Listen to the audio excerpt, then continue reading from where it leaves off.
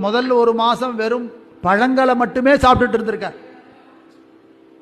அது 2வது மாசம் வெறும் இலைகளை, 3வது மாசம் ஜலத்தை மட்டுமே, 4வது மாசம் எப்படி இருக்கார் அப்படின்னா சொட்டு தண்ணி சாப்பிடல, நிர்ஜலம்னு சொல்லுவாள். அப்படியாப்பட்ட உபவாசம் இருந்து எதுக்காக இத்தனையும் அப்படின்னா சிவபெருமானுடைய திவ்ய மங்கள ரூபத்தை இந்த நிஷ்டையோட இந்த விரதத்தை அனுஷ்டிக்க சிவபெருமான் பிரத்யக்ஷம் ஆவார்னு குருநாதர் அகஸ்தியர் சொன்னதை ராமபிரான் முழு மனசோட அனுஷ்டிக்கிறார்.